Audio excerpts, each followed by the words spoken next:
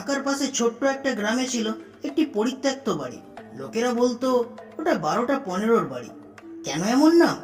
কারণ যেই বাড়িটায় রাত 12টা 15 মিনিটে প্রবেশ করে সে আর জীবিত বের হয় না। 2019 সালের কথা।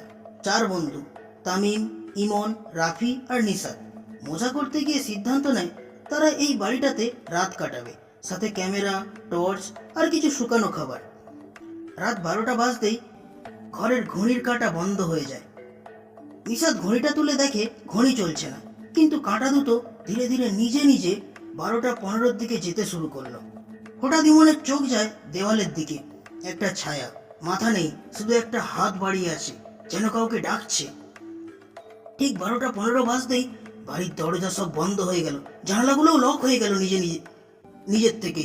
ঘরের মধ্যে একটা ঠান্ডা বাতাস বইল, আর শোনা গেল একটা চাপা হাসির শব্দ।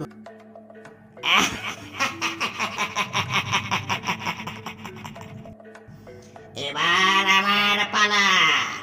তোরা এসেছিস আর ফিরে যাবি না।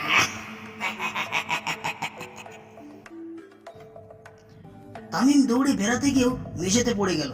যখন উঠে তাকালো, দেখলো তার পায়ের নিচে একটা পচা বিকৃত মুখ, কিন্তু চোখ দুটো আগুনের মতো জ্বলছে। এক এক করে 4জনেই দিশেহারা হয়ে গেল। কেউ কেউ বলে সেই রাতে শুধু নিশাদ বেঁচে ফিরেছিল, বাকিদের আর খোঁজ পাওয়া যায়নি।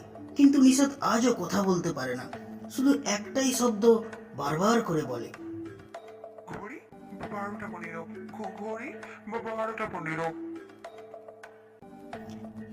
এখনো যদি কেউ সেই বাড়ির পাশ দিয়ে রাত 12টা 15-তে হাঁটে, একটাই কণ্ঠস্বর শোনা যায়,